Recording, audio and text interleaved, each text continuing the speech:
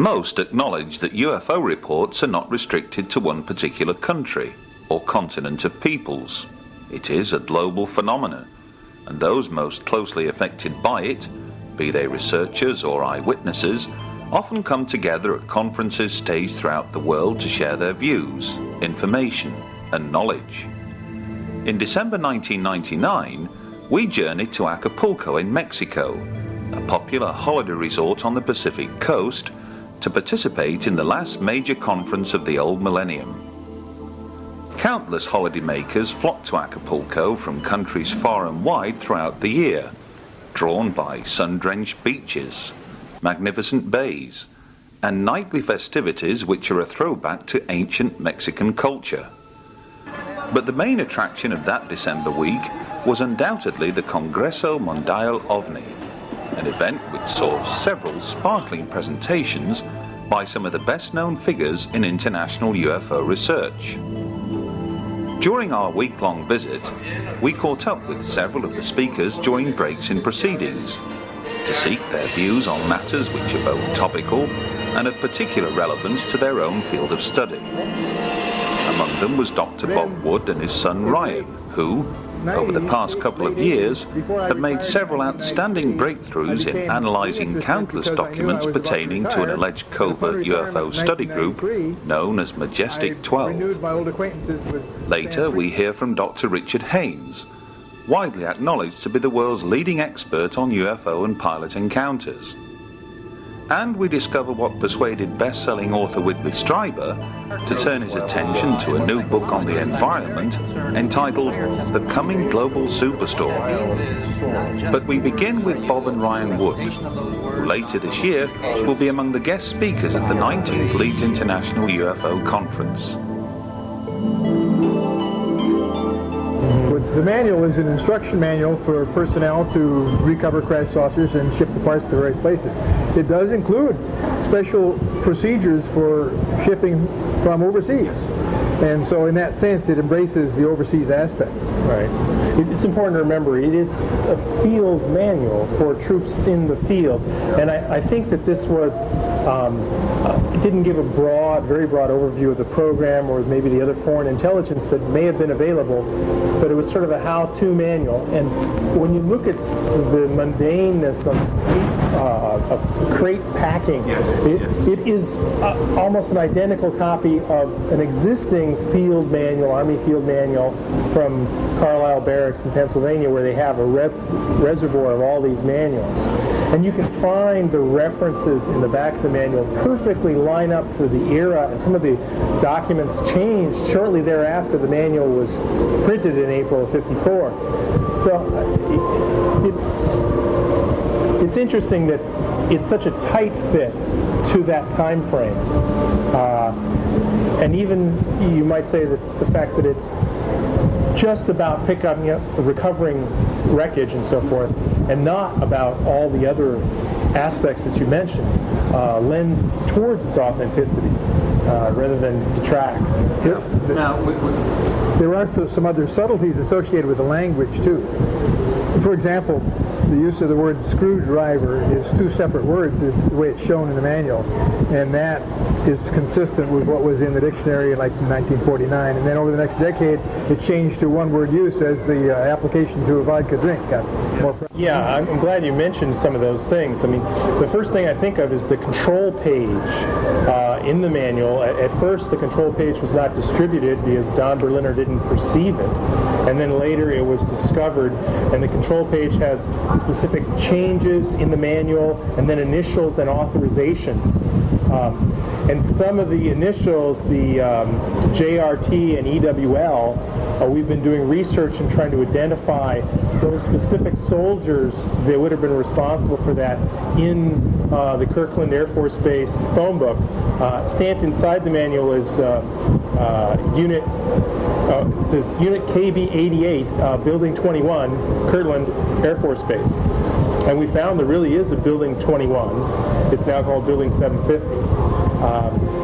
And we can't determine whether or not there was a Unit 88, but we're in a the correspondence with the historians of Kirtland Air Force Base, and we've been given verbal authorization to get the historic phone books to review and look for EWLs and JRTs, and then ultimately find those soldiers and ask them those questions. Well, we certainly welcome criticisms or concerns about the authenticity of the manual. In fact, we keep a running list of the best way to deal with those concerns. And well, one of the concerns, for example, was a raised Z. And what happened was, when I first met with a specialist at the government printing office and asked him, I said, well, what do you think about this manual, this document? Does it look authentic to you or not? And he studied it and puzzled over it for a little bit, and he said, well, it looks to me like the type is right, monotype modern. And then he looked and he says, and it's interesting, he said that every so often the Z's are raised like we used to get in those days. And I said, well, why is that? And he said, well, because once in a while in letters that were not frequently used, they would only have a few master brass letters in the stack, and then every so often you get some sort of a piece of lead on the bottom, and you would find a repetition of the Z being raised in particular. So my partner's son went to the Stanford Library, and he found a document that was authentic, 1954, with just a few raised Z's. And you actually see lots of variability in the E's, in the A's, not so much on their lining up, but the formation of each of those letters when studied under 400% magnification. You can see that it's a mechanical process.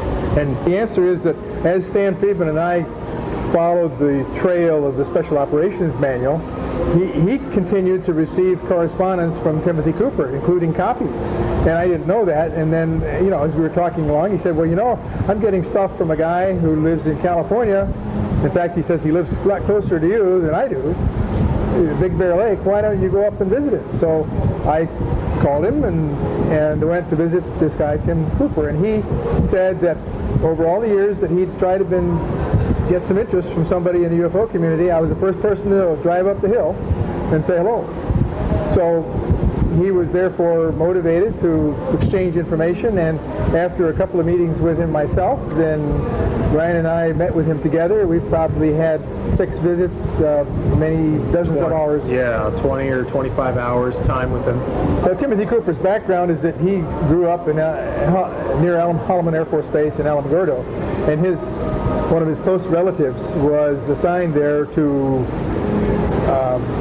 work in the Army, and he had an unusual experience where he was asked apparently to run copies of a classified report which had to do with the crash recovery of a UFO.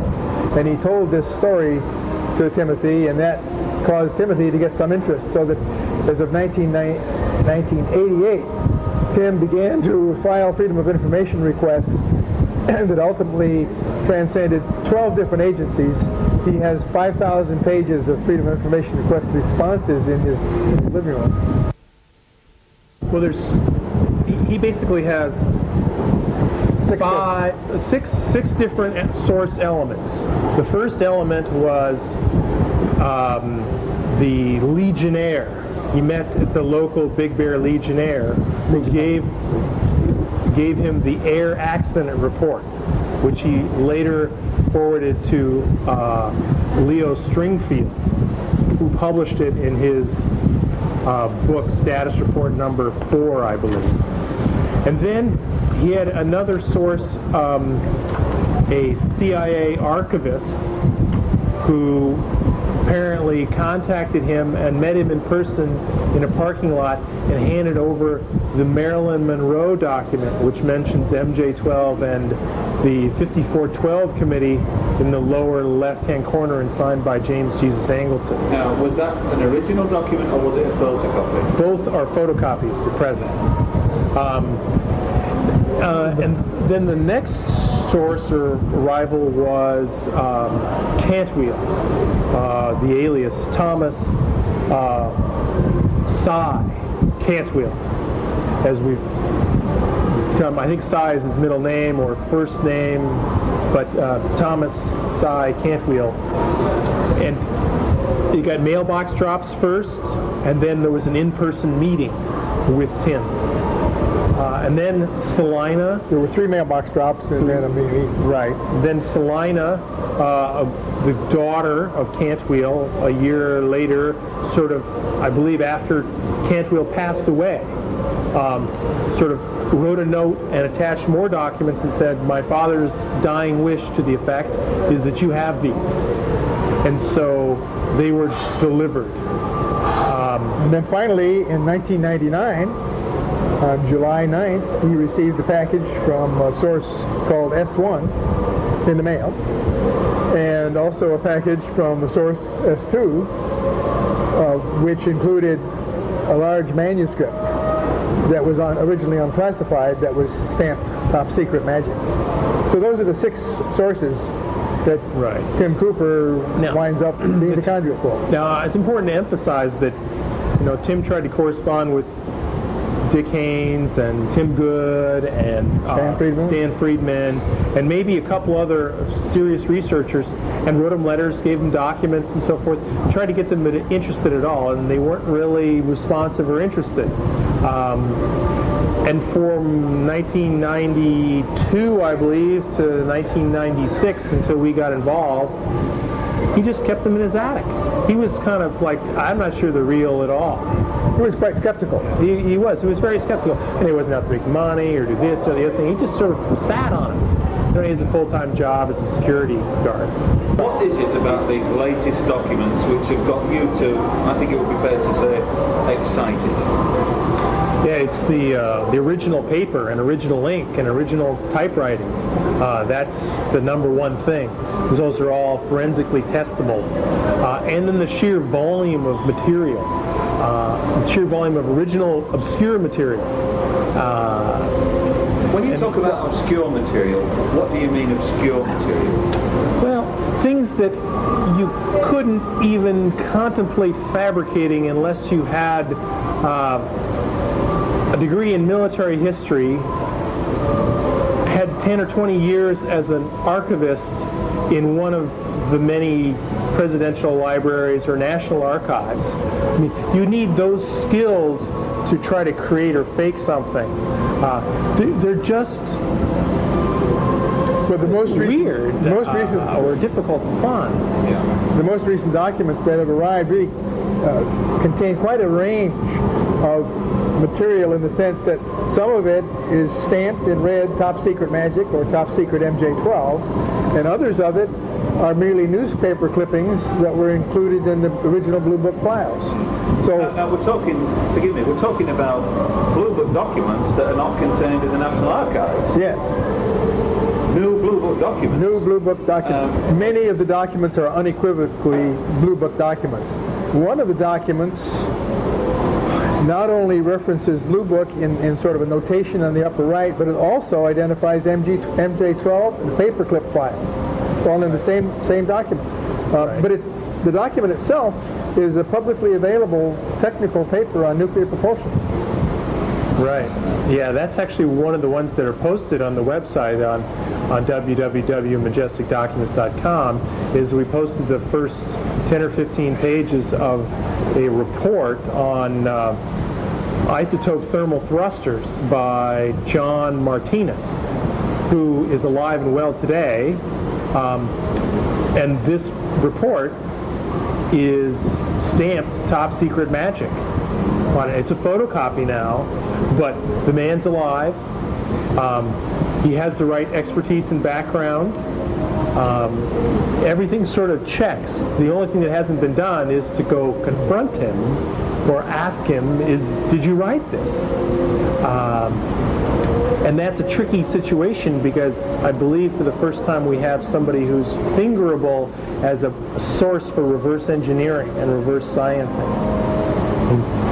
Here's a technical paper with Top Secret Magic on it that's talking about propulsion technologies in the 50s, or actually his papers are from the 50s in some cases, but this is actually a 1968 or 69 paper.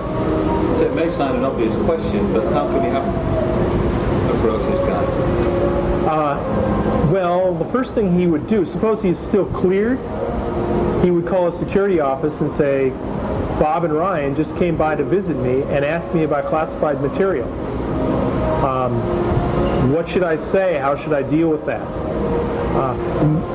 I want to plan that and think that through a little bit. But is this a name that's, you know, it's out in the open? It is out in the open, but nobody really understands to go find it. Except until now, I just told you. We have a long list of actions that we should be taking. One of which is, for example, contacting Dr. Ray, REA. There's a lot of names in these documents, that's right. isn't there? Right, and then the 93rd Technical Services Unit, I have their complete roster. These are the people that recovered the wreckage from Roswell, according to the Interplanetary Phenomenon Unit. Detachment 3 ran around, picked up all the wreckage and so forth. There's 160 and some odd names of privates, sergeants, PFCs, so forth, that were responsible. And I've found 30 of them on the internet, on Yahoo search, people search. And I've started calling some of them. And the question is finding the people that are in Detachment 3. Some of them have recalled, yeah, I was in New Mexico, I was there, but not talking about anything unusual. It's like, I picked up rocket debris all summer long. That's what happened to me. That was one case, and we have probably another 20 witnesses that can be researched that are easy before you start getting the names that are exceptionally difficult to find. It clearly gave the coordinates of landing zone 2. And my first question is, I wonder where that is. I said, Ryan, do you have a topo map to go look? And so he did. I got several copies and mailed them to all my friends. And sure enough, about 800 feet or so from the Trinity burst is this longitude-latitude coordinate. And then the challenge is, well, we need an aerial photograph of this particular site. And what we found was, I went to the Whittier Archives in Southern California and went and found aerial photography of the Trinity burst site. And this is the Trinity burst site in the center with a fence around it. This is dated September 23rd, 1948. You'll notice in the lower left there's also a small circle and a round zone around that. Yes. And that is the coordinates of LZ2. And I found this particular picture before the summer drops happened at all. I mean, like March or April of this year. And then later in the summer, we got a picture in a separate envelope that was this picture. And this picture is a leaked photograph from source S1 that shows a Trinity burst, a little 100-meter thing, and then a clear zone in that lower left-hand corner that has, more trampling and a bigger security circle around it. Yeah.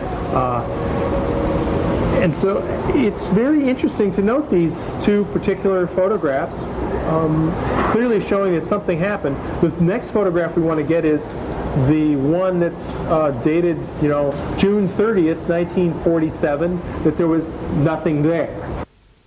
If the Majestic 12 documents turn out to be the real thing, then clearly elements of the United States Air Force will have had a prominent role in any decision-making process. Over the past 50 years, many Air Force pilots have submitted their own official accounts of UFO encounters. But it's not just military pilots who have attracted the keen interest of American researcher Richard Haynes. His interviews with civilian pilots and flight attendants have helped Richard amass a personal data bank comprising of over 3,000 UFO pilot reports. It is, by far and away, the largest collection of its kind in the world.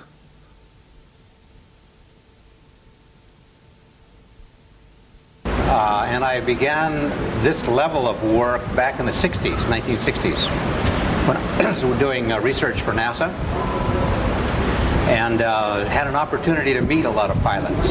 And so it's an important area, and I continue to collect data I have over 3,000 cases now, very good cases.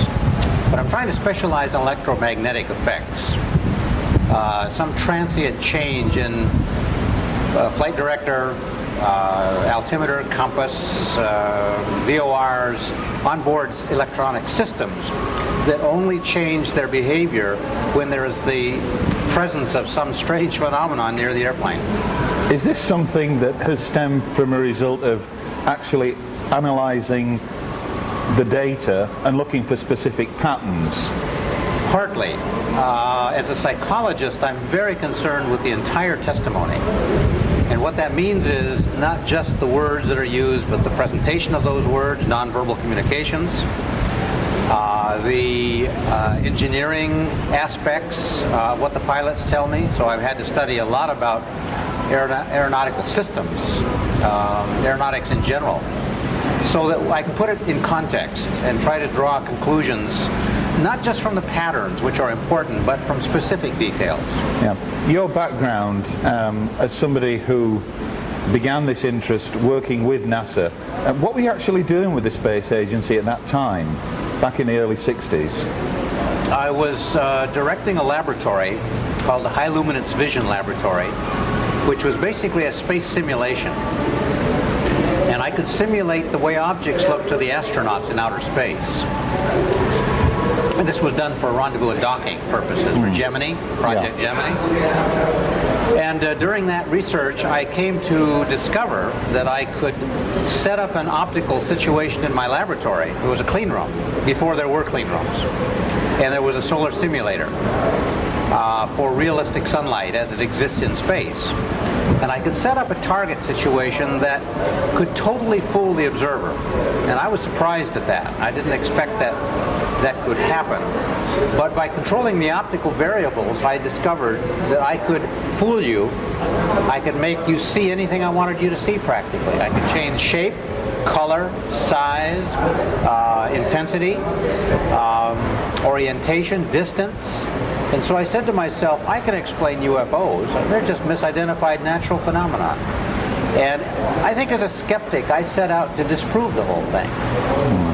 Well, it wasn't very long before I found out that I was wrong. I couldn't explain everything that way. Yeah.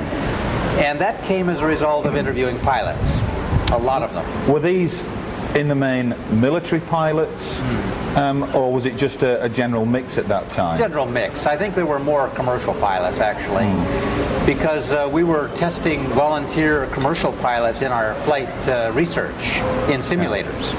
But was there one specific incident that you can recall that set you on this trail, if you like, of making damn sure that when the opportunity arises, you can have a quick word with those pilots, and then if necessary, if the pilot's conducive to your line of questioning, do a lengthier study on a particular incident and the like? Yeah, well, was there one thing that stuck out? I wish I could say yes, but my conversion was slow and gradual because I'm a skeptical, kind of a stubborn person. Yeah. And I had to let the data speak for itself, and the data came in bits and pieces. So it isn't any one case, although there are many spectacular single cases that I've looked at. It's the constellation. It's the message that is embedded in many, many high-quality cases from pilots. As I fly commercial around the world, I try to make it a point to talk with the flight crew, both the flight attendants in the back and the flight crew up front. And I must say that I'm getting about 15 to 20%. Really? Roughly 1 out of 5 people I talk with say yes, they've had a strange sighting. That doesn't mean that it's a, quote, traditional UFO, but it's something they couldn't identify. Yeah. And with their experience, that's significant, you see. I will share one that took place over Lake Michigan on an L-1011 filled with passengers on July 4th, 1979, I think it was. I don't remember the year, very frankly, because I have so many. It's hard to remember them. But they were on autopilot at cruise altitude, cruise speed. The sun is above them and slightly behind them. And the captain told me, face to face, sitting in the cockpit of this airplane later on when we reconstructed the whole event, that he was sitting back in his seat with his hands behind his head, just nobody's flying the airplane. It's flying itself. Sure. His co-pilot is turned in his seat looking behind him to the flight engineer talking about something. And the sky is blue and no cloud up ahead. Well, Captain Schultz told me that suddenly something caught his attention out to the left about 30 degrees of straight ahead and 30 degrees above the horizon. And so he concentrated on it, and he said it appeared very quickly, full size. It did not appear as a point and enlarge. That's important. He said it was as if the object had broken through the atmosphere, because as it appeared full size, little radiating lines seemed to appear like stress cracks. He took a paper napkin that he had in the cockpit, and he had me hold 2 corners and he held 2 corners, and he pushed his thumb through the middle like he was demonstrating this effect. Well, he said, "What's that?" He thought he'd have a mid-air collision. He was quite concerned. His first officer turned in his seat and could see it. I talked to both of them and got the same story. The object was silvery, reflected sunlight the way polished metal would, came down in altitude to his altitude, did a high-speed turn, I calculated about 30 Gs, roughly, and about 1,000 miles an hour towards him, about 1,000 miles an hour going away in a climb, which is significant. And as it's leaving, it leaves a wispy, dark smoke trail behind it. He didn't see it coming. He said that he immediately radioed the Milwaukee Center, Flight Traffic Control, and said, "Do you have any other traffic up here with us?" And they checked their radar and said, "No, we have nobody up here." And he didn't report it, obviously. I met a Soviet fighter pilot who'd retired by the time I met him. This was approximately 1995, 94 that I met him.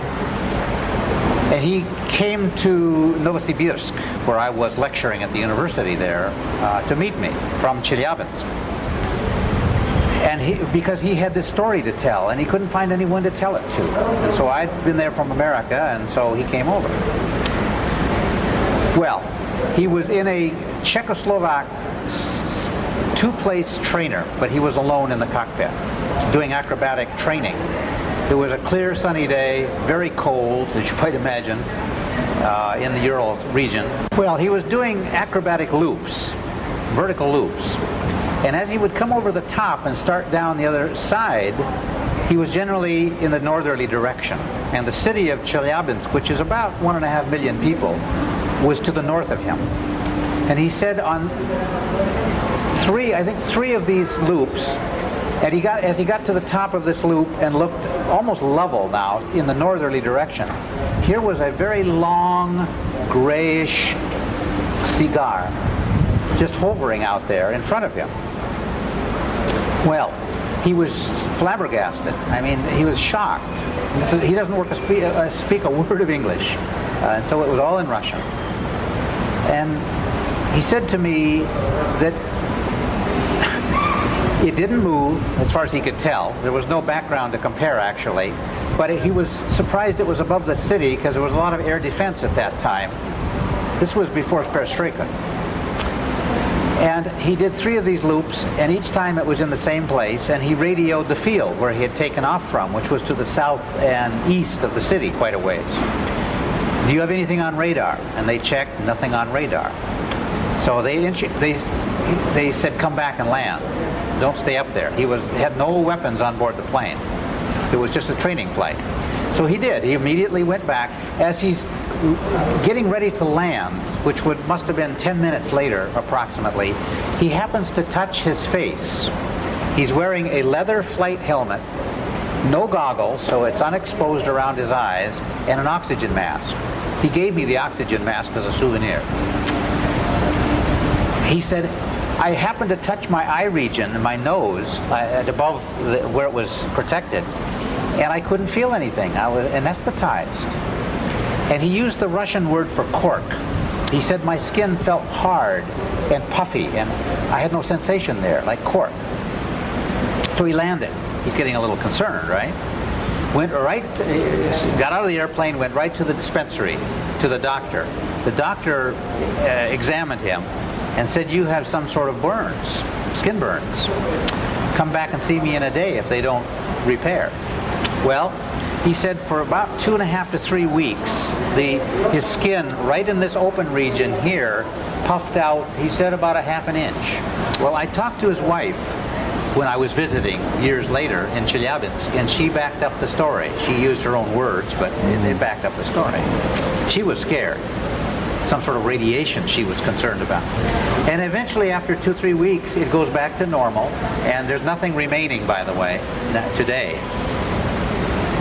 He was very concerned, as you might imagine. And I said, would you be willing to let me hypnotize you? And this is only the second time I've had a pilot agree. And so in Russian, would you believe, I hypnotized this Russian pilot, the Soviet pilot, and he comes out with more details under hypnosis, which tells me that it's a valid technique, and I can't bias him in any significant way, because I don't know that cockpit that well. Later on, I studied the cockpit and the flight performance of the aircraft, and I can tell you the wavelength transmission of the windows, because I'm concerned of how many seconds he was exposed, assuming it was from that object. What is the radiation dose falling on the skin that would produce that level of effect, even though we don't know what it is. It was edema. It was a water buildup, but we don't understand the hardness, the cork effect, let's call it. It was a very interesting case from the Soviet Union. One case comes to mind, a pilot and 3 passengers, 2 of whom were pilots themselves, were flying from southern Florida up to North Carolina at night in a twin-engine propeller plane. And Willie Smith did the analysis with Dr. Hynek years ago. The 2 of them interviewed the pilot. Well, they had electromagnetic problems with their VOR, which is part of the in-flight navigation system, such that it was drifting them farther and farther out to sea. They were over the Atlantic Ocean at the time. They were about 10 miles off the coast of Florida, and they could keep the land in sight, but there was not much traffic, and the air was as reasonable and so forth, smooth. Well, that's the first part of the story, that they're drifting more and more. So air traffic control, I think in Atlanta, calls them and says, where are you going? Correct your flight path 10 degrees left, you know, get back to land, so to speak, because you're drifting further and further. And they check their VOR and find that it's correct, that it's reading correctly, even though the radar from the ground tells them they're in the wrong place, more and more. Well, this happens twice. They have 2 corrections in flight over about a 40-minute period. Well, at one point, off to the east of them in the dark night sky, they see a light coming towards them, and it's fairly fast, it's fairly bright. They think it's an airplane. So he flashes his landing lights, which is standard operating procedure, right? Just to signal they see you, because you don't want to have any collision, of course. The object comes towards them on a bearing about 40 degrees, about the 2 o'clock position, roughly, relative to their heading. Comes down to their altitude, and the witnesses claim that this was a triangle, an equilateral triangle, whose sides were vertical, if you can think of that. So it isn't a thin triangle, it's a thick triangle, about 6 stories high. What's that, 60 feet, 70 feet thick, and at least, I forget that the estimate was hundreds of feet side to side to side on the 3 sides, and a triangular opening in the middle. And the pilot said it was such a huge opening that he was contemplating flying through the middle of this thing to avoid it. The object comes to an instantaneous stop at some unknown distance, where they don't know how far away it was, and reverses 180 degrees and goes off as it has come at a high speed until it's out of sight. Well, as interesting as that case is, that's a non-aerodynamic vehicle as far as I'm concerned. It's not ball lightning. It's not birds. It's not a balloon, for lots of reasons. It's not stealth technology, because you'd never build anything that's stealth that way. We don't know its propulsion. It did not produce a shock wave. In that case, there were no electromagnetic effects as it was near the airplane. Perhaps the earlier effects, we don't know. It had very bright round lights, like headlights, along this 60-foot high front facing it. It flew front forward, by the way, not point forward. Each of these round lights were estimated to be 6 feet in diameter and white. So you can calculate the megawatts that are required to light those searchlights up, whatever they are. And by the way, I don't think they're portholes, and I don't think they're lights. I think they're a direct artifact of the propulsion system. While putting pen to paper has never been a problem for Richard Haynes, the same can't be said of Whitley Strieber.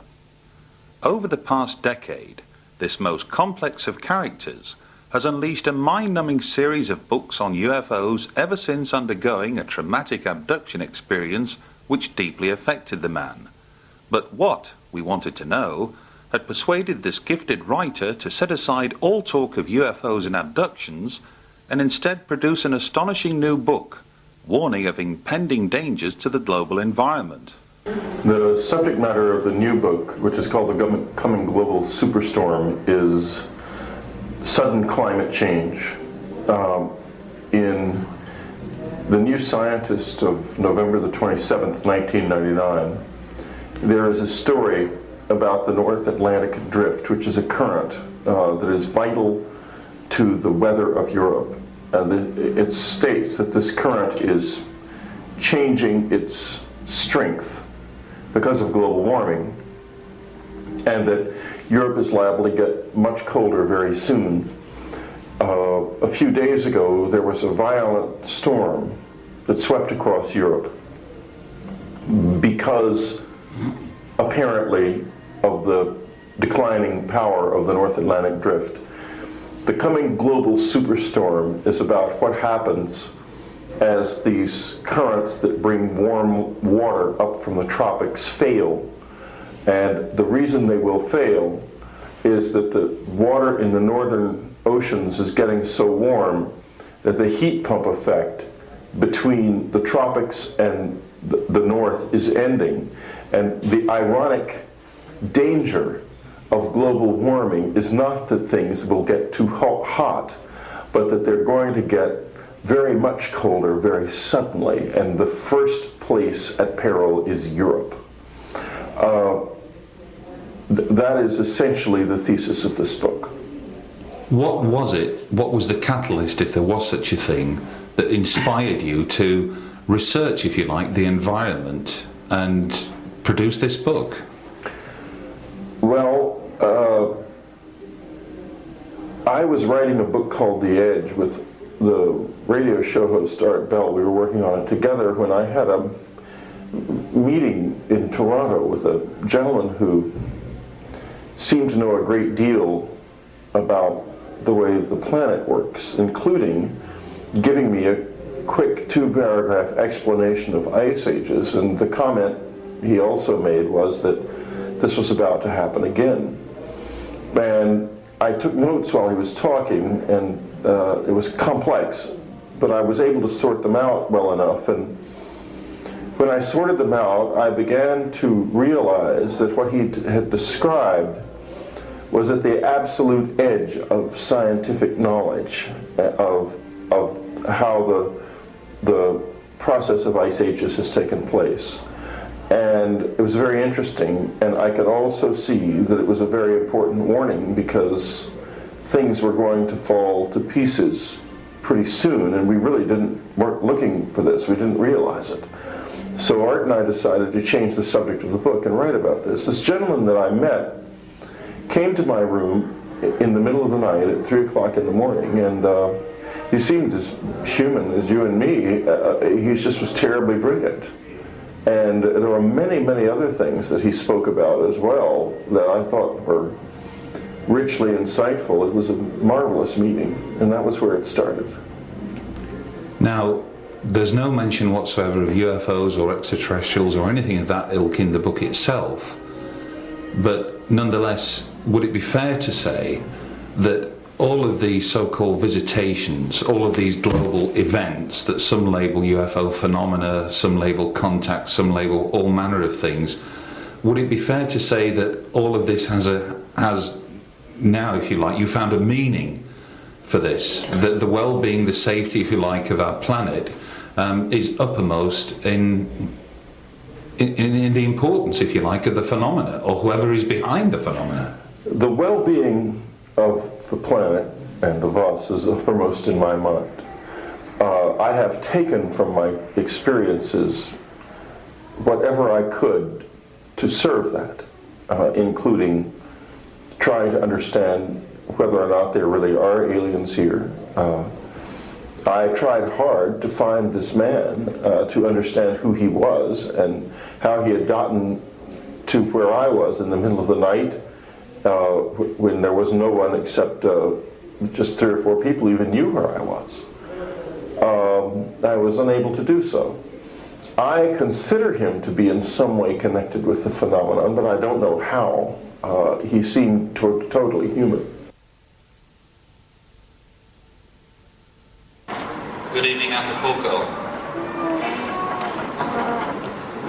Buenas noches, Acapulco. Thank you. The UFO Congress in Acapulco was a memorable event, made all the more so after the Pope gave his personal blessing to the organizers, through his close friend and Catholic Church theologian, Monsignor Corrado Balducci, the same Pope who only a year before had travelled to Mexico City and been greeted not just by millions on the ground below, but an extraordinary fleet of spheres which appeared directly overhead.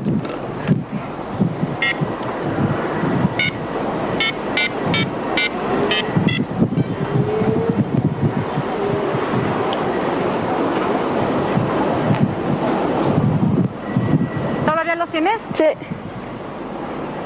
No se vaya a acabar la pila. No, son 20 minutos de pila. Ah, bueno. ¿Por dónde van, No los veo.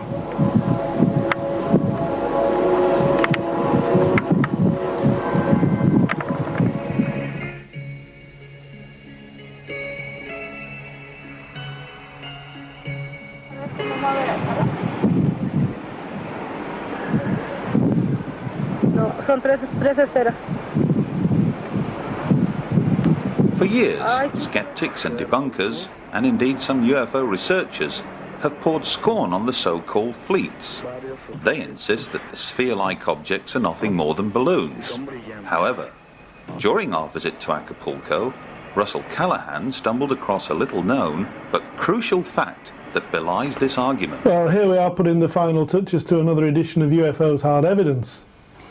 And just reflecting on what Graham had to say there, the trip to Acapulco was indeed fantastic. It was a privilege to be invited there to speak. We actually showed the Mexican people some of the NASA footage that has got people talking across the globe, really, by way of a thank you. Let's be honest now, Mexico has provided some of the best rational UFO footage and images and accounts for the last 10 years from anywhere else on the world. And it's Jaime Maussan who's been instrumental in making sure that this stuff goes out to people. We've done our bit, we've made sure that people see what Jaime's been presenting. Now, some people will have different feelings on some of the Mexican footage. For instance, we saw there, Roman Catholic city, a Roman Catholic country. Mexico City alone has 22 million people. 98% of those are Roman Catholics. The Pope's visit was important and it meant a lot to those people. Shall we say that the fact that footage was recorded on the day of the Pope's visit isn't surprising. The Catholic Church, as we've seen in earlier editions of UFOs Hard Evidence and of course in the magazine, are embracing the subject in Mexico City. The word UFO is in the Vatican's own directory, and Monsignor Corrado Balducci seems to be at ease with the subject with the Mexican people. So much so that when we stood there on the Wednesday night and heard Corrado Balducci deliver the Pope's personal blessing on the Congress and wishing it success and happiness to the people who were there, it's a milestone that wasn't talked about anywhere other than in Mexico. Surely that should make the news, you know, but that's another story. What we're talking about is, are these fleets the real McCoy? Are they balloons? Are they hoaxes? Are they stars? Well, the stars for me, no. The skeptics seem to hang on to anything and everything that's feasible. Stars can't be stars in the daylight. These things are moving about, for goodness sake. Look closely at the footage. They don't move in the same direction. These things wander around each other. The formations change, especially this one on the day of the Pope's arrival. The formations are constantly changing. Birds don't fly like that. Birds tend to stay together and move together. And if we watch carefully, we can see that there's different motion, different speeds within the actual fleet or flotilla or whatever you'd like to refer to it as. We don't know what they are. One thing that I'm fast becoming to accept that they aren't are balloons. Now, we've heard over the years, and last year there was some remarkable footage shot in the south of England that the people at the television company who recorded this footage didn't want to share it with anyone, so the only people who saw it were those fortunate to be in the south of England on the night of the newscast, or if someone's been fortunate to see a recording of this thing. Leading researchers in this country turn around and say, oh, these are just balloons. Well, Mexico City is a little bit different. This country, 600-700 feet above sea level is the norm. The high peaks up on the moors of Yorkshire and up in the Cumbrian mountains, 1,100 feet above sea level. That's nothing. You know, Mexico City is thousands and thousands of meters above sea. Staying with Jaime, who lives in Mexico City itself, I can tell you climbing the stairs to bed on a night was something of a task. You know, the breath is drawn away from you. It took me 5 or 7 days just to be able to feel comfortable with the high altitude and the low air content, or the low oxygen content within the air. This poses a problem for things like this. During the Congress, a young man was there every day with this Corona advertising blimp, advertising the Congress, but he was tethered. And I thought, well, surely they're going to fly this darn thing. It was beautiful weather, you know, it was 90 degrees in the shade, there wasn't a breath of wind, there shouldn't have been problems. I spoke to him, and in broken English he explained quite simply that the problem is the altitude in Mexico, more so Mexico City than Acapulco, because Acapulco is only a few hundred feet above the sea, but the quality of helium gas that's to go into these things to fill them makes the expense enormous to fill one of these blimps with high quality helium to get lift. Because of the altitude of Mexico City, even when we get these things buoyant, he described them as being lazy. They fly very lazily in the sky.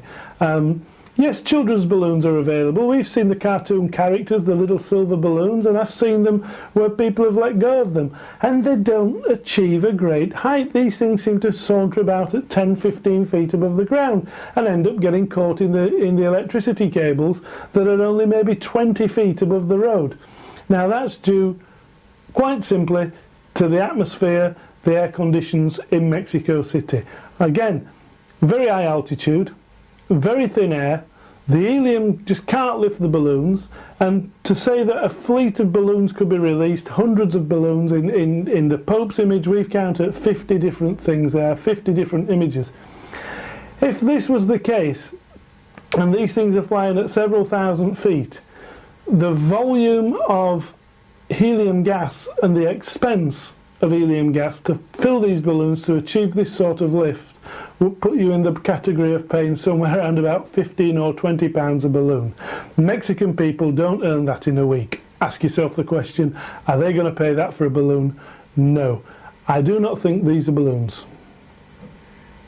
As we approached the dawn of a new millennium, something else of potentially huge importance was taking place on the other side of the world.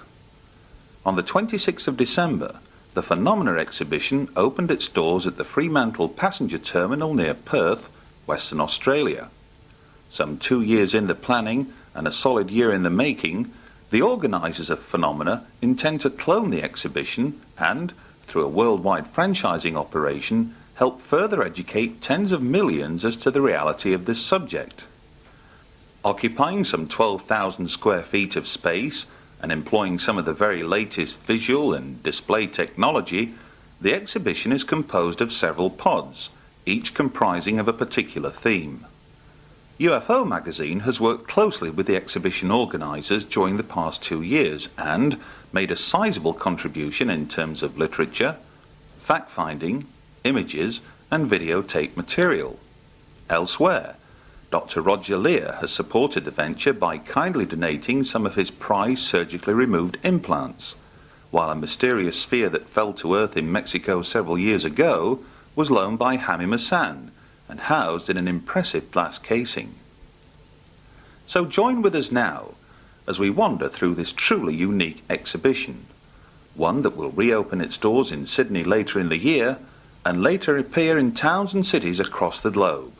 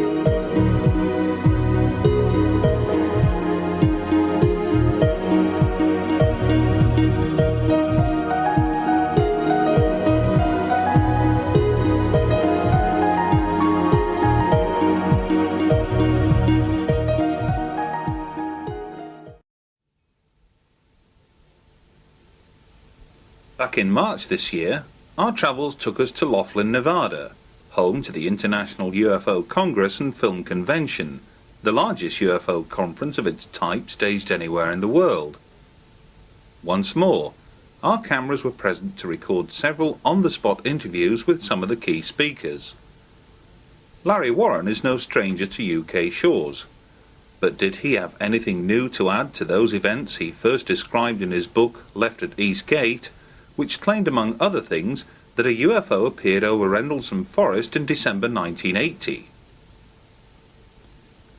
Cameras and such like were taken into the woods over this period of time, but nobody until now has ever seen any images. Right. You produced images. Tell us about that.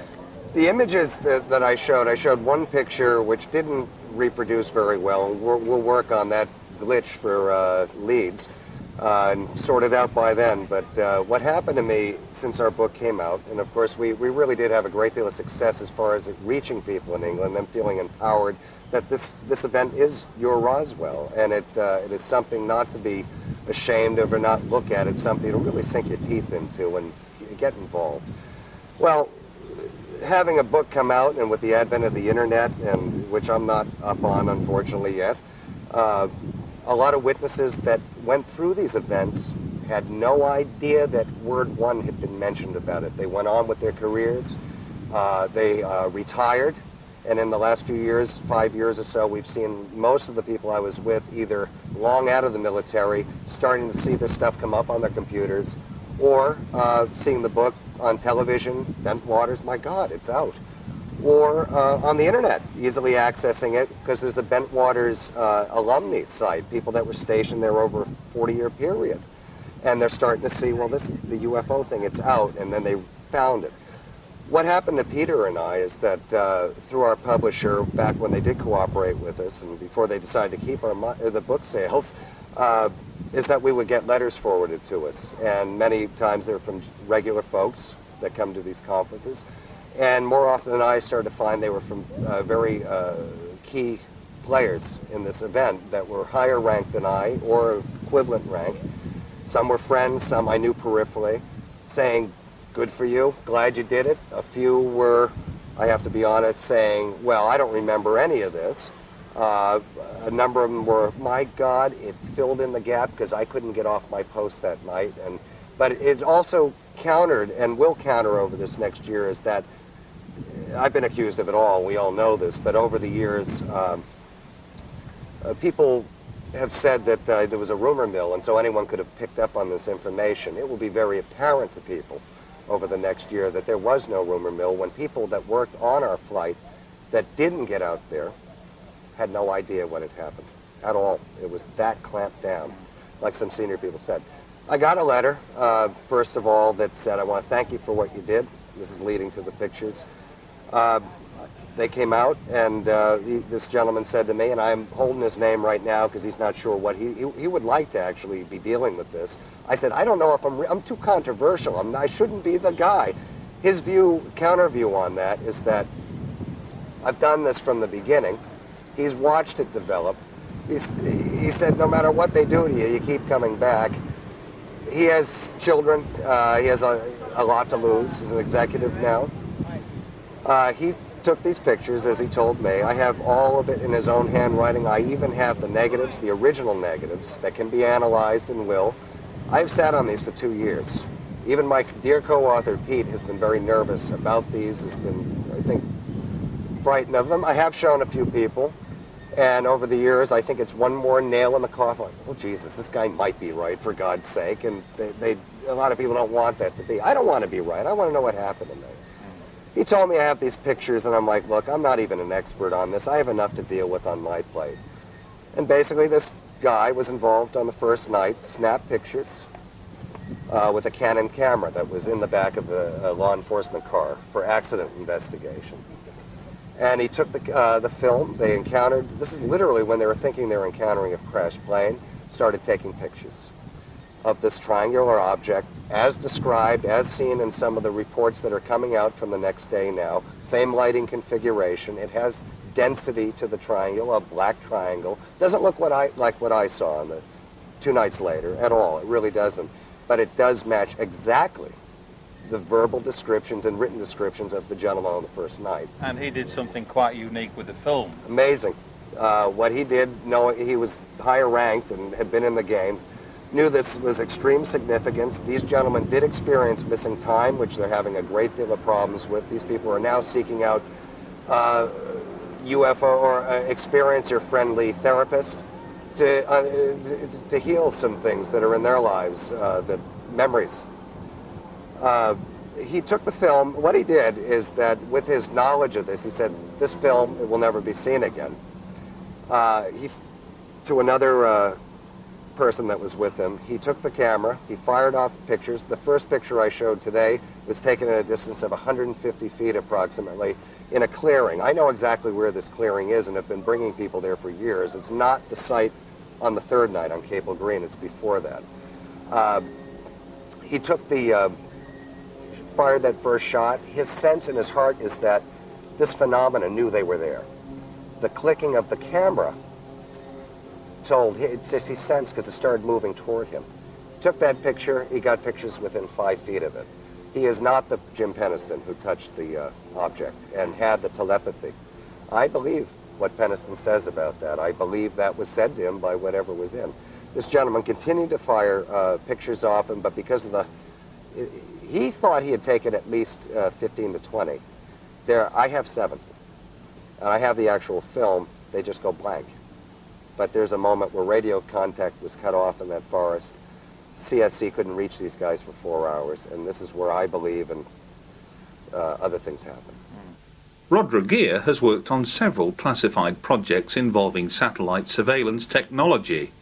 In his lecture, Regier demonstrated how some UFO activity had unquestionably been recorded from space.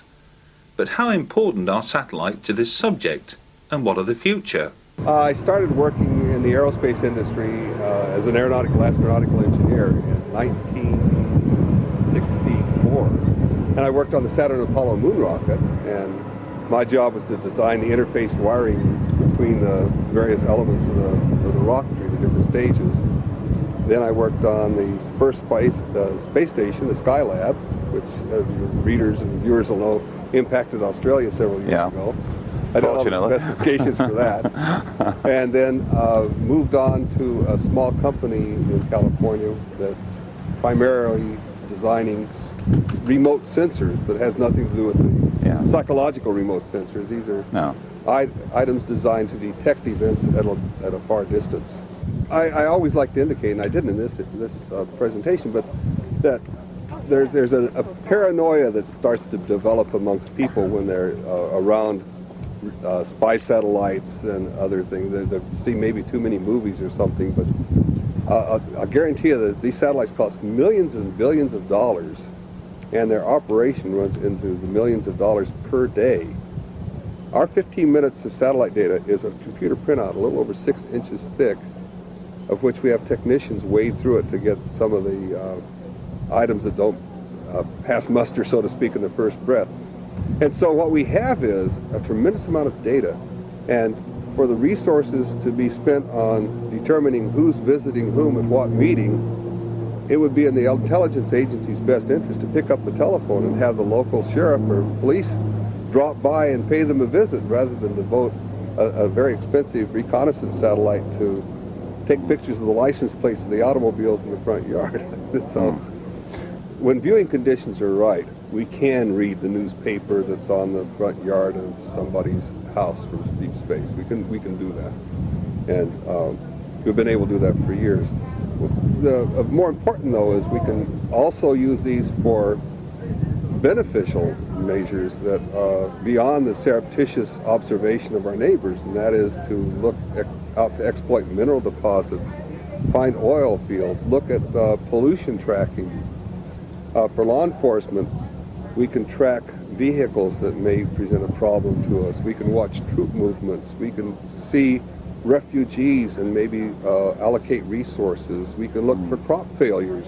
You liken this to possibly the major event in terms of credibility of eyewitness reports, in terms of the data and the like. How significant do you think it is, therefore, that we have corroboration, if you like, from an American reconnaissance satellite that something was over Tehran at that time? I think the primary importance was that it demonstrated graphically, I believe, for the first time, both the capability and the limitations. We spotted this thing, we had it, and yet we were defenseless against it. Fortunately, I think we were able to sort of sit back and say, it's happening to a neighbor, and therefore we can coolly observe it, as opposed to it's happening in my front yard and I must worry to defend my family against it. And I think that allowed us to put in some measures. I know one of them was to improve communication systems that enable us to get the information back sooner. And I think that the lessons learned from the Tehran were instrumental in helping us in the Gulf War, because we've greatly increased our capability between those two events in a short period of time, when you're talking about the time lag in military procurement and the activities that go along there. Yeah. Intrigued to learn of the post-Tehran reports as this thing sped through the Mediterranean and out towards the Atlantic. Presumably then, was there no means for the satellite technology? It might have obviously been passed on to another satellite, I don't know. No data to suggest that this thing was tracked by satellite at that time. Our satellite did not track it. What I believe happened is, as they change energy states, they become, the spectrum of observation shifts. And when they change energy states, we get to the point where we can't really track. That's where I said the ultraviolet would be good for that. Visible light, when they reach a high energy state, they disappear. Yeah. Where do you think satellite technology is going to be, say, 10, 20 years hence from now? And what impact do you think, generally speaking, that's going to have here for people on Earth? I believe the big push, and as we've already seen it start, will be on Earth resources management. And I mean that as the population continues to grow, we need to find new oil deposits to exploit. We need new mineral deposits. We need to really vigorously pursue monitoring the cleanliness of our water and our atmosphere. Where are the sources of pollution? And we can do that readily from space.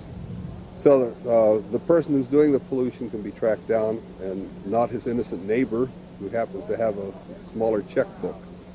So the biggest growth area I see is in enabling you and me to have a much better life as a result of applying this technology to our day-to-day living experiences, traffic patterns, cattle and animal migrations, and there's all manner of, we're only limited by our imagination, by what we can see looking down at this beautiful planet of ours, and wisely trying to monitor and care for it and nurture it. And I think we've got an opportunity to do that now that we've never had before. At the beginning of the year, Peter Gersten, head of Citizens Against UFO Secrecy, challenged the US government in court to come clean about its knowledge of flying triangles. After winning a preliminary judgment in his favour, he later lost the argument when the judge ruled in favour of the government. Although this interview was conducted before the appeal, it nonetheless affords a fascinating insight into the mindset and thinking behind one of ufology's most influential characters. Peter, fantastic interest throughout the UK in the recent trials and tribulations, shall we say, regarding your efforts to challenge various government departments as to the dissemination, if you will, of documented information relating to triangular craft. You're the man on the spot, shall we say. How would you appraise the current situation?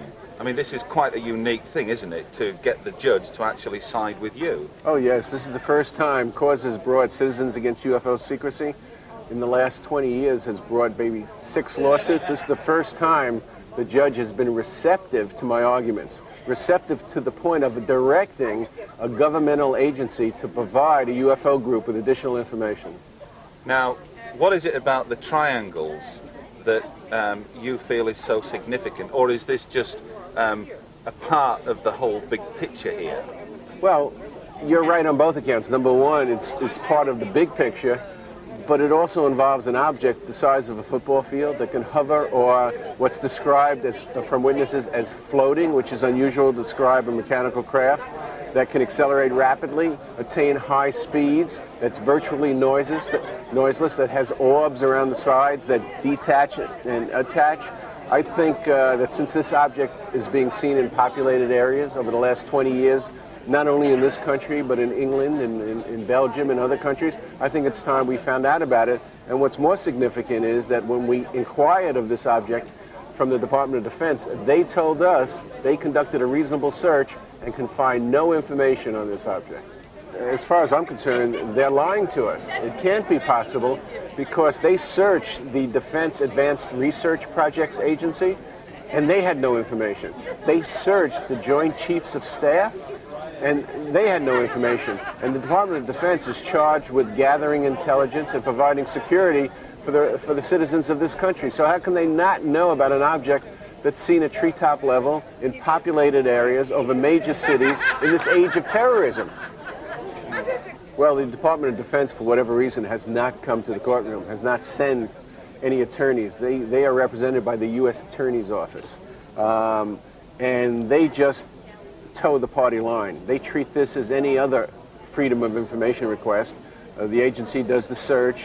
If they don't find documents, they move to dismiss it on the grounds a reasonable search was done. If they find documents, they either release them or withhold them on national security grounds. And that's what I thought this case would be about. The Department of Defense would find documents and say national security, as they did in the other cases Cause brought, and that would be the end of it. No judge has gone against that ruling.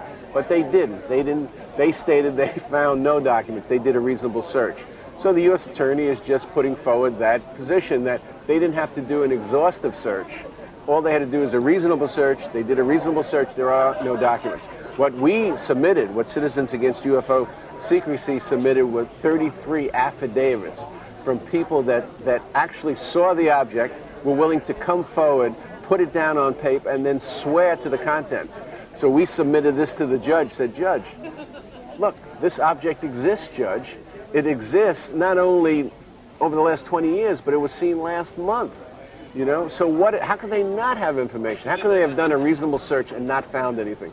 And the judge was convinced that at least at this level they have to provide us with more information telling us about their search. The obvious question then arises, where are we going with this now? Where does Peter Gersten and Citizens Against UFO Secrecy hope to take this now? What's the next step? We hope to go where no group has gone before. We hope to go into the darkest recesses of these governmental agencies to search for the truth and to end the secrecy. Although Bob and Ryan Wood kindly spoke of their majestic 12 research in Acapulco, here at Laughlin, Ryan took the opportunity to share with us just a part of his massive image portfolio. Example, this happens to be on phone records for 30 June 47, back to Roswell. There's other documents. Here's one on 14 July 47, all talking about phone records. Basically, there's a big complaint that people are using the phone too much, and that only certain top-level brass can use the phone back to Washington because the lines are always jammed. You know, talk about good circumstantial evidence, and it's right here in historical typewriter, on negative, off microfilm. For somebody to fake this is an incredible amount of work for an unclear, nebulous purpose. This is the envelope where the other 77 pictures came, addressed to Tim Cooper and postmarked McLean, Virginia. And what was in this envelope was a series of color pictures, which I've broken into several different categories: craft, back channels, group photos, documents, MJ-12 portraits, and then autopsy. One of the craft pictures was a picture of the X-plane. And the X-plane is noteworthy in our documents because it's an experimental aircraft that crashed in New Mexico along the same time as one of the UFOs. And it's the earliest experimental aircraft which the U-2 spy plane was based upon. It was made by Convair.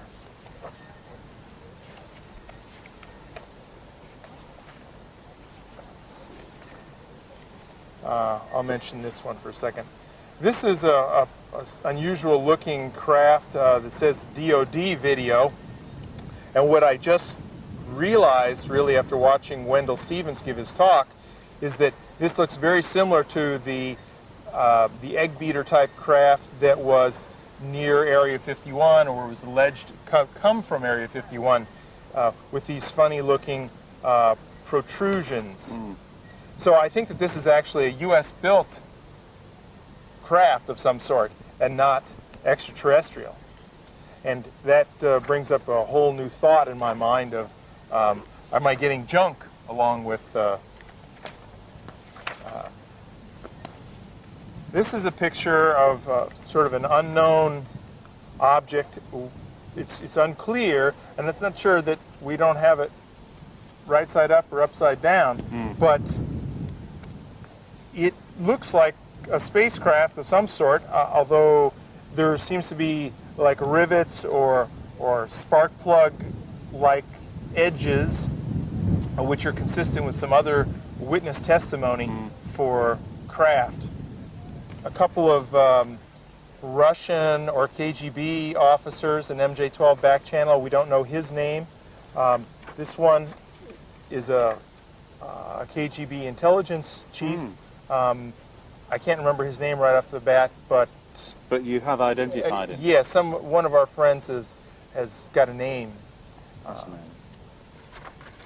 And then here's a group picture of a variety of the MJ-12 players, Forrestal being front and center with Vandenberg and Bradley over here. And this is an admiral of some sort. He has a naval uniform on, but I don't know his name.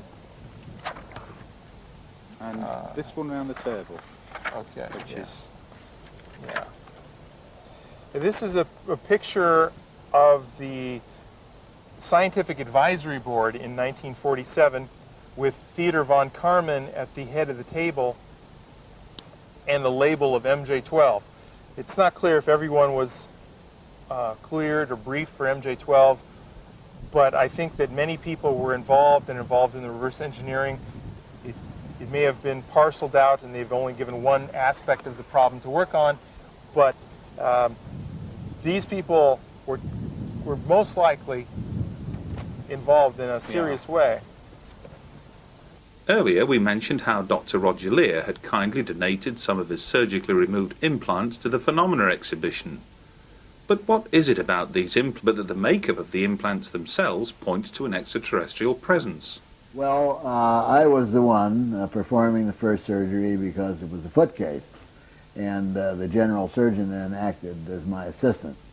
In doing so, I was the one that did the active probing through the tissues to look for the object, and he, for example, as an assistant does, uses the retractors to hold the wound open and assist me with light and advice. One surprise came during this portion of the surgery when I touched something hard and the patient jerked her foot off the table, came out of the hypnoanesthesia, and just cried out in excruciating pain. This was a very big surprise because just for the anesthesia that I had in the toe alone, she should have felt absolutely nothing. Now, I always look for rational, normal answers to these things, and I felt that one of the things that could have possibly happened was that in touching something, I might have, let's say, pulled on some major nerve trunk that was outside the field of anesthesia, and sometimes that happens, and so although it was a big surprise, it wasn't thoroughly in the realm of impossibility. So though Darrell had reintroduced the hypnoanesthesia, I called for more local, we put in more anesthesia. I was the one with the forceps, as you say, to initially grab the object in its jaws and to get it loosened from the surrounding tissue and removed it. And at that point, the patient also had a rather violent objection and felt discomfort. When I took it out and I put it on a white 4x4 gauze sponge and I looked at it, I was absolutely amazed because I had never seen anything like this in 30-some odd years of surgery. And when you look at the general surgeon's clinical history too, he was just as amazed because he'd never seen anything that looked like that either. The next step was to ascertain as much information that we could from the material at hand. And the material at hand consisted of two types of material. One was the metallic portion of the implant, and one was the biological portion. Then we could say that the biological portion also was subdivided into two portions. The tissue that I had removed that surrounded the area where the implant was in, and the tissue that composed the membrane itself. So our first concern was the tissue that surrounded the implant. That's the first thing that went out for analysis. That's the first thing that I got reports on.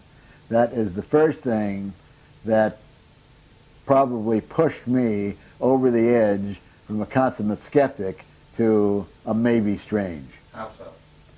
Because we found two things in the surgical pathology, came back separately. They were only told, laboratories were only told, that this was soft tissue surrounding a foreign body and the place that it was taken from. The primary concern of a laboratory when receiving a soft tissue specimen today is whether it's malignant or benign. That's their primary interest. And so, first of all, they came back, the tissue was benign. There was nothing there to indicate any kind of malignancy, no tumor-type tissue. Next thing what we found was that the tissue contained no evidence of an inflammatory response. And when I saw this, I read the first report, I said, gee, this is weird, what kind of a fluke is this? And thinking to myself, this lady must be a very strange lady because she doesn't react to inflammation when she gets something in her body. Individual thing, individual anomaly. Strange, but could happen. Then I read the second pathology report, which came back on the gentleman with the object and the hand, and again, in different language, different words, but saying the same thing, no inflammatory response. And I said, wait a minute. Two individuals? Oh, there's something very strange here. Then the second strange thing we found, that in both individuals, these areas were loaded with what are called nerve proprioceptors, little special sensor organs of nerves in tissue where it is not anatomically correct to be. Anatomically, if we look at the body, or we look at the chart, or we look at a copy of Gray's Anatomy, or if you do surgery for 30 years, there's areas in the body where structures are constant. In other words, if you opened up a toe, you would expect to find bone. You would expect to find muscle. You would expect to find some blood supply. You would expect to find some nerve supply. Nerves and specialized nerve tissue run in the areas where they're supposed to be anatomically correct. If you look in a book, this is the training.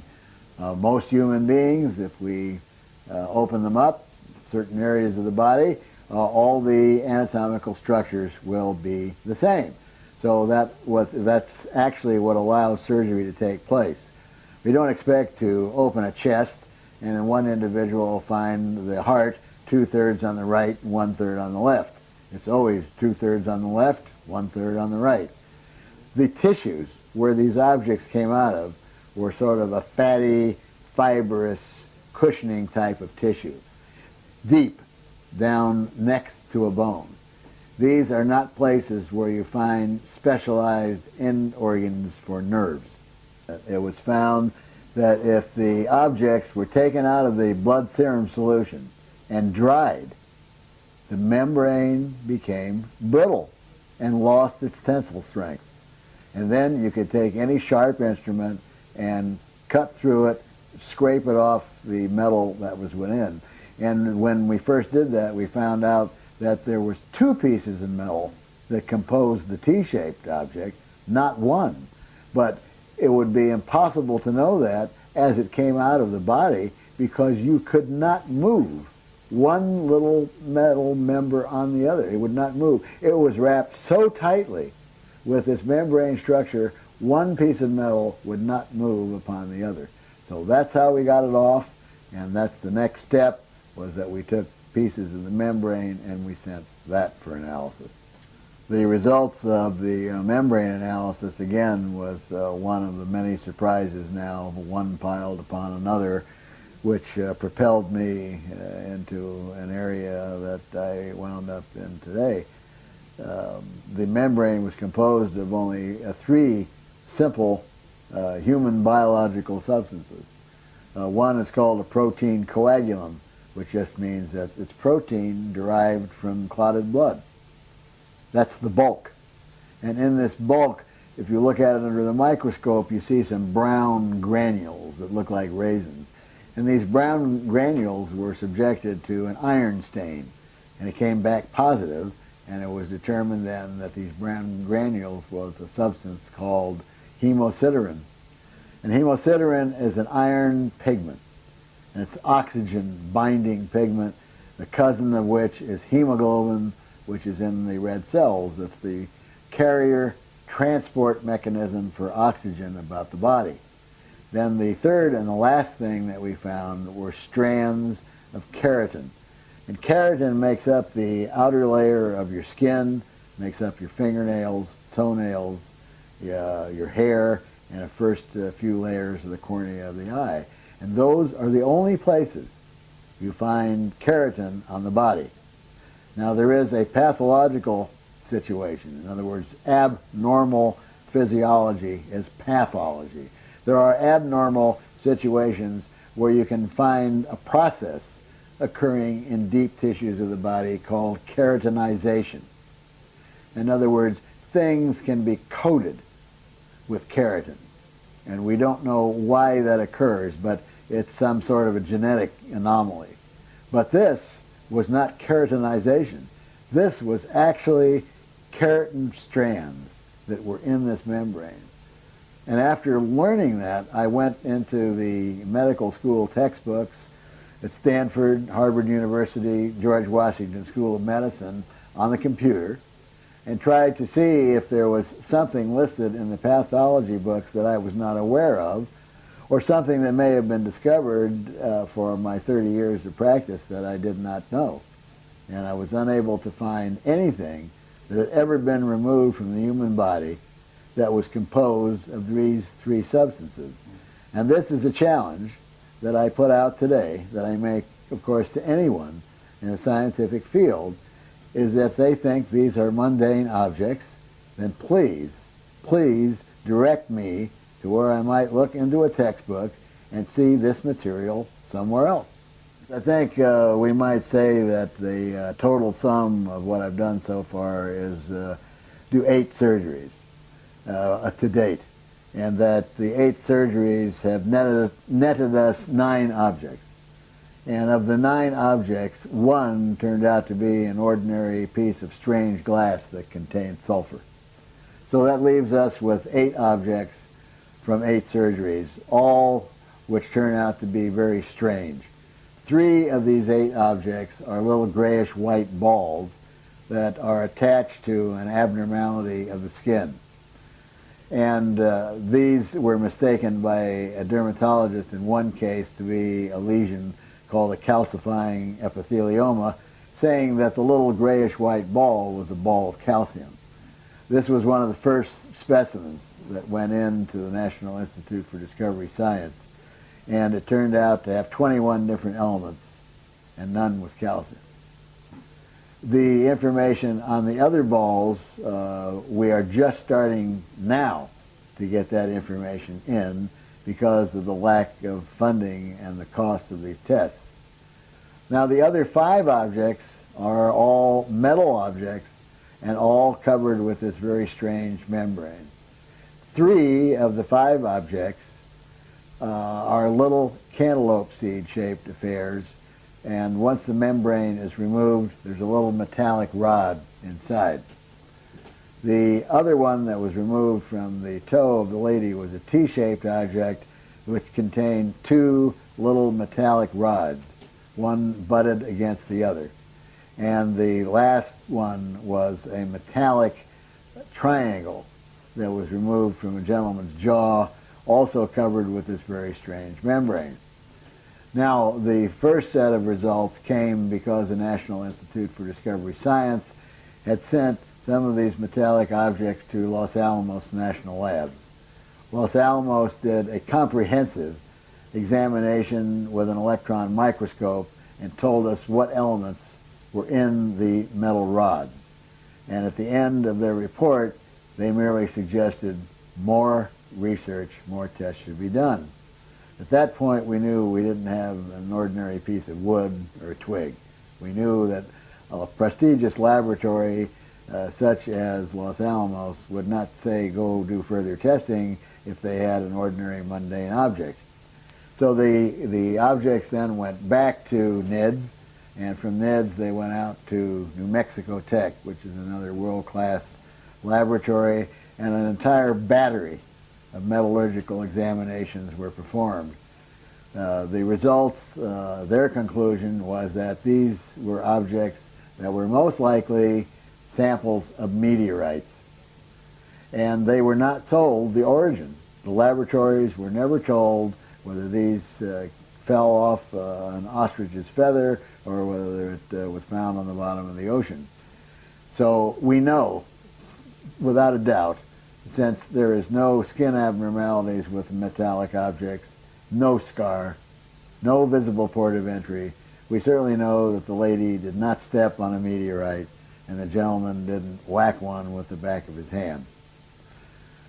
Finally, to top off the metallurgical testing, tests were run at the University of California, and the researcher there determined that some of the metals, some of the elements in these objects contain non-terrestrial isotopic ratios, which means they don't come from this Earth.